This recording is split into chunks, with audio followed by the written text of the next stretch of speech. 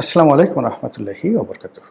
সম্মানিত দর্শক, নতুন সরকারের জন্য এই যে পবিত্র মাহে রমজান চলছে, মাহে রমজানের পরেই কতগুলো চাপ চলে আসবে, মারাত্মক কতগুলো চাপ। এর মধ্যে এক নম্বর চাপ হলো পুলিশ হত্যার বিচার নিয়ে বিভিন্ন সামাজিক মাধ্যমে যে তোলপাড় করা কাণ্ড ঘটে যাচ্ছে, এবং সরকারের পক্ষ থেকেও পুলিশ হত্যার বিচারের ব্যাপারে যে গ্রিন সিগন্যাল দেওয়া হয়েছে, এ ব্যাপারে সরকারকে এগোতে হবে এবং তাকে একটা সিদ্ধান্তে আসতে হবে। তাকে আগের সরকারের মানে ডক্টর মোহাম্মদ ইউনূস সরকারের যে ইনডিমিনিটি ছিল সেটা অনুসরণ করতে হবে এবং বলতে হবে যে আমরা এই ইনডিমিনিটিকে সমর্থন করি এবং পুলিশ হত্যার বিচার হবে না।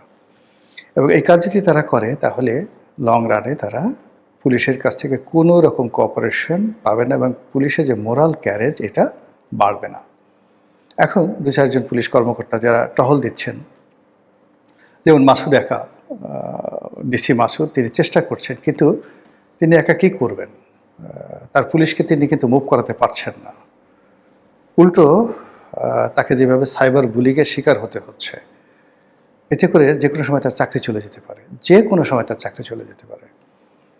পুরো বাহিনী যদি তার সঙ্গে না থাকে, পুরো চেইন অফ কমান্ড যদি না থাকে, তাহলে একা ডিসি মাসুদের পক্ষে কোনো কিছু করা সম্ভব নয়। অনেকে তাকে হারুনের সঙ্গে তুলনা করেন, বিপ্লবের সঙ্গে তুলনা করেন, অনেকে আগের আমলে কোহিনুরের সঙ্গে তুলনা করতে পারেন, কিন্তু ওই সময়টাতে পুলিশের যে চেইন অফ কমান্ড ছিল, সেই চেইন অফ কমান্ডের মধ্যে একটি মানুষ বা একজন পদবিধারী বড় কর্তা বা মাঝারি কর্তা, তিনি যে কোনো রাজনৈতিক ব্যক্তিত্বের কাছাকাছি পৌঁছে গেলে সেখানে যে প্রতিক্রিয়া হয়, যেটা হারুনদের ক্ষেত্রে হয়েছে, বেনজিরদের ক্ষেত্রে হয়েছে, সেটি এই বর্তমান ভঙ্গুর অবস্থায় যাকে বলা হয় মাসুদের পক্ষে বা মাসুদের মতো অন্য কারো পক্ষে সম্ভব নয়। বোঝার চেষ্টা করুন যে গত 17 মাসে আমরা একমাত্র মাসুদ ছাড়া অন্য কোনো পুলিশ কর্মকর্তার নাম জানি না। অথচ যদি পুলিশের স্বাভাবিকতা থাকতো তাহলে অন্তত এরকম 1 ডজন মাসুদের নাম আমাদের মুখস্থ হয়ে যেত। আবার এই যে মাসুদ মাদকের বিরুদ্ধে সে অপারেশন পরিচালনা করেছে, এটি সারা দেশের মানুষের কিন্তু সমর্থন পাচ্ছে, শান্তিপ্রিয় মানুষ। আমি বেশ কয়েকবার এটা নিয়ে সাবেক আইজি বেনজির, তার সাথে কথা বলেছি। বেনজির সাহেব যখন র্যাবের ডিজি ছিলেন তখন তাকে দিয়ে বেশ কয়েকটা অপারেশন চালানো হয়েছে। আমার যেমন নায়েম রোড, ধানমন্ডি লেকের পাড়, রমনা পার্ক, এই সমস্ত এলাকায় বেশ কয়েকটা অপারেশন চালানো হয়েছে। কিন্তু ওই আমলে কিন্তু এই সরোয়ার্দী উদ্যান যে এলাকাটাতে ডিসি মাসুদ অপারেশন চালিয়েছে, এটা বেনজিররাও পারেননি। আমি এটা নিয়ে নয়াদিগন্তে লিখেছি, বাংলাদেশ প্রতিদিনে লিখেছি, ওদের যে মানে উপসম্পাদকীয়, সেখানে বিস্তারিত লেখা লিখেছি। তো সেটা পুলিশ রেসপন্ড করেছিল, কিন্তু শুধুমাত্র ওই জায়গাটাতে যেখানে মাসুদ করেছে সেই জায়গাটাতে সেই মানে শেখ হাসিনার জমানার শক্তিশালী পুলিশও কিন্তু সেখানে হাত দেয়নি। তো কাজে মাসুদ এখানে হাত দিয়েছেন, হাত দেওয়ার সঙ্গে সঙ্গে তার হাত অনেকটা পুড়ে গেছে। যেভাবে তাকে নিয়ে বুলিং হচ্ছে, তাকে নিয়ে যেভাবে সমালোচনা হচ্ছে, এর ফলে তিনি মিডিয়ার সাথে যে অসহায়ভাবে নিজেকে উপস্থাপন করছে, ইট মিনস তিনি এগুতে পারবেন না, তাকে স্টপ হয়ে যেতে হবে। অন্যদিকে আবার মোহাম্মদপুরের যে আইনশৃঙ্খলার অবনতি, সেখানকার চুরি ডাকাতি, রাহাজানি, ছিনতাই থেকে শুরু করে যা কিছু হচ্ছে, এটা দমন করার জন্য স্বয়ং আইজি সাহেবকে মাঠে নামতে হয়েছে। ইট মিনস পুলিশের চেইন অফ কমান্ড নেই। একটা থানা দমন করার জন্য একজন ওসি যথেষ্ট। ওসির সাথে ওসির কমান্ডে কখন ম্যাজিস্ট্রেট যেতে পারে তার কমান্ডকে সাহায্য করার জন্য, ওসির হাতকে শক্তিশালী করার জন্য র্যাবের একটা টিম যেতে পারে, অথবা আর্ম ব্যাটালিয়ন পুলিশের একটা বিশেষ টিম যেতে পারে স্পেশাল অভিযান চালানোর জন্য। কিন্তু স্বয়ং আইজি সাহেবকে মোহাম্মদপুরের মতো একটা অপরাধপ্রবণ জায়গাতে দাঁড়িয়ে থেকে তাকে বলতে হবে যে পুলিশকে নৈতিকভাবে সমর্থন দেওয়া, আসামিদেরকে ভয় দেখানো এবং জনমনের স্বস্তি ফিরিয়ে আনার জন্যই আইজি হিসেবে আমি এখানে এসেছি। It's a wrong. It means police এখনও অ্যাক্টিভেট হচ্ছে না। আর সেই অ্যাক্টিভেট পুলিশকে যদি করতে হয় তাহলে অবশ্যই পুলিশ হত্যার বিচার করতে হবে। এখন সেই পুলিশ হত্যার বিচার করতে গেলে বিপদটা কী? যারা প্রকাশ্যে স্বীকার করেছেন যে হ্যাঁ আমরা পুলিশ মেরেছি, আমরা পুলিশকে মেরে টেনিয়ে রেখেছি এবং এটা আমাদের আন্দোলনের অংশ ছিল এবং এই কাজ না করলে আমরা বিজয়ী হতাম না, এবং আন্দোলনের স্বার্থে, বিপ্লবের স্বার্থে এই ধরনের কাজ সারা পৃথিবীতে ঘটে, সারা দুনিয়াতে ঘটে, আমরাও এই কাজগুলো ঘটিয়েছি। ভালো কথা। গত 17 মাসে এটা নিয়ে চ্যালেঞ্জ হয়নি, এখন এটা নিয়ে চ্যালেঞ্জ হচ্ছে। ইতিমধ্যে একজন সমন্বয়কে গ্রেপ্তার করা হয়েছে, আর একজন সেই যে আলোচিত সমন্বয়ক নেতা হবিগঞ্জের, তাকেও গ্রেপ্তার করা হয়েছিল কলকাতাতে। সেখান থেকে তিনি কোনো মতে, কলকাতা না, দিল্লি এয়ারপোর্টে, সেখান থেকে তিনি কোনো মতে ফিরে এসেছেন। তো কাজেই আগামী দিনগুলোতে পুলিশের চোখে, সাধারণ মানুষের চোখে, যারা রাজনৈতিকভাবে প্রতিদ্বন্দ্বী তাদের চোখে যারা এই কাজগুলো ঘটিয়েছেন বা স্বীকার করেছেন বা করেননি, কিন্তু নিজেদের গুরুত্ব বাড়ানোর জন্য তারা যে সকল কথাবার্তা বলেছেন, এর দায় তাদেরকে পরিশোধ করতে হবে। এই গেল এক।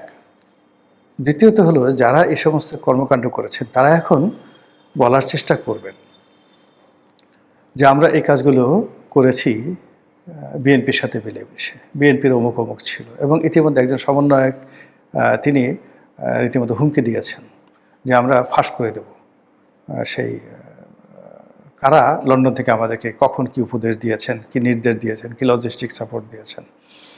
এই গেল একটা বিপত্তি।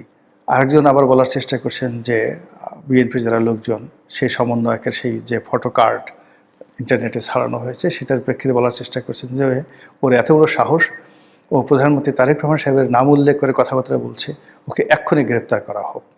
তো এইরকম যে ধাক্কা ধাক্কি এই রোজার মাসে শুরু হচ্ছে, এটা রীতিমতো রোজার পরে বুমেরাং হবে এবং ব্রাস্টিং হয়ে যাবে, জাস্ট লাইক সুনামির মতো এটা হয়ে যাবে। দ্বিতীয়ত আপনি দেখবেন যে এইবার মন্ত্রী পরিষদে অনেকে চান্স পেয়েছেন, আমি নাম বলবো না, যাদের মন্ত্রী পরিষদে চান্স পাওয়া তো দূরের কথা, এমপি হয়তো দূরের কথা, তাদের অনেকের মেম্বার হওয়ার পর্যন্ত যোগ্যতা ছিল না, কিন্তু তারা হয়েছেন। এখন বিএনপির ভিতরে বাইরে বলা হচ্ছে যে এদেরকে দিয়ে কি কিছু করা হয়েছে, বা ওই যে ডিবি হারুন শেষ মুহূর্তে যাদেরকে গ্রেপ্তার করা হয়েছিল তাদেরকে তো এখন ক্ষমতার অনেক কেন্দ্রে দেখা যাচ্ছে, যারা সরাসরি বিএনপি রাজনীতির সাথে জড়িত নয়।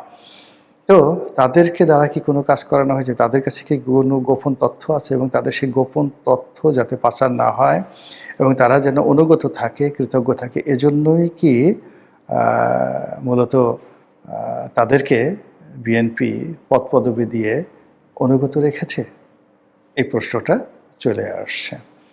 এরপরে হলো যে ওই সময়টাতে, আন্দোলনের ওই সময়টাতে তখনও পর্যন্ত জামাতের সাথে বিএনপির কিন্তু সম্পর্ক ভালো ছিল, বিশেষ করে নেতৃত্ব পর্যায়ে কিন্তু তখনও সম্পর্ক ভালো ছিল। 2024 সনের যদি আগস্টের আগে জুন, এপ্রিল, মে, জুনের কথা চিন্তা করেন, তখনও পর্যন্ত জামাতের সঙ্গে বিএনপির সম্পর্ক ভালো ছিল। এবং জামাত যদি এই সকল কথাবার্তা, বিএনপির নেতৃত্বের সাথে কথাবার্তা রেকর্ডগুলো তাদের কাছে রেখে থাকে, ফলে আগামীতে যদি এই পুলিশ হত্যার বিচার নিয়ে কাউকে ফাঁসানোর চেষ্টা করা হয়, তাহলে এটা নিয়ে রীতিমতো কোয়ার্টার গেট কেলেঙ্কারি শুরু হয়ে যাবে। কিন্তু এটা করতে হবে, এটা বিএনপিকে অ্যাভয়েড করা যাবে না।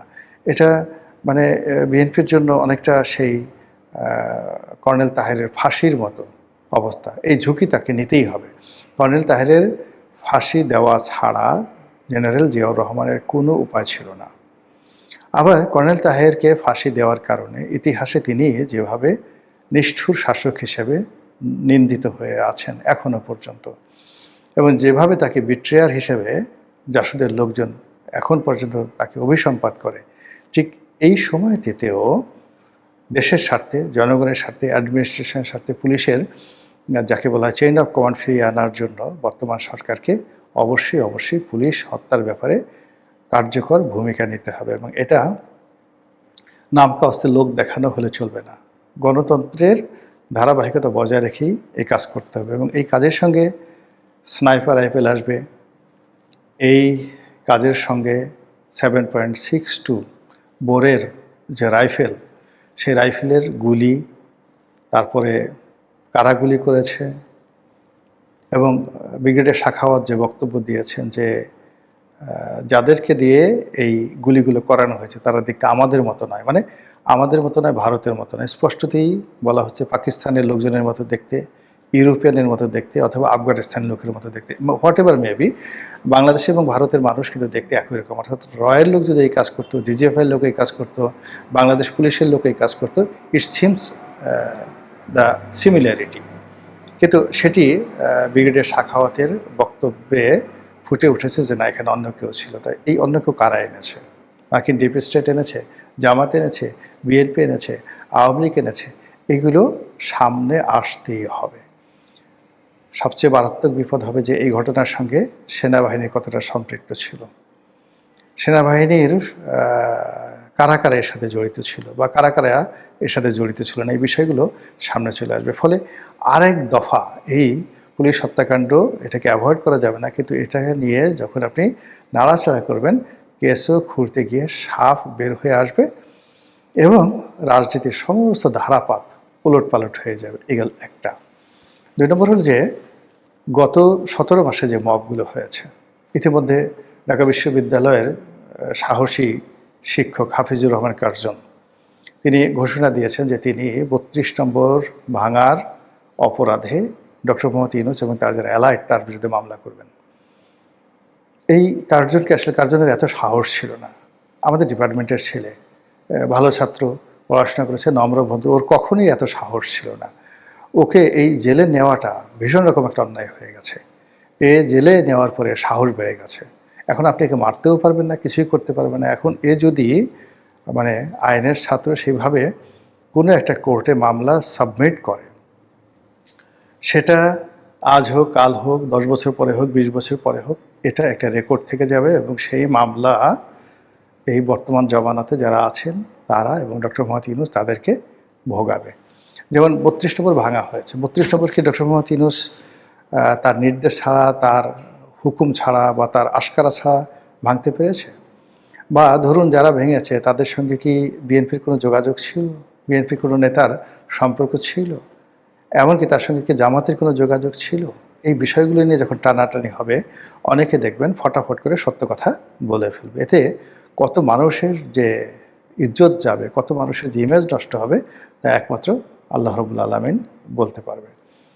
তৃতীয় যে জিনিসটা আছে যে 32 নম্বর ছাড়া এই গত 17 মাসে যে সকল উল্লেখযোগ্য মব হয়েছে, এই মবের যারা নায়ক, এরা সবাই দেখবেন যে জনগণ দ্বারা ধিক্কৃত হবে, এই সমাজে তারা লাঞ্ছিত হবে প্রাথমিকভাবে, এবং পরবর্তীতে তাদের সবার বিরুদ্ধে জনগণই মামলা করবে।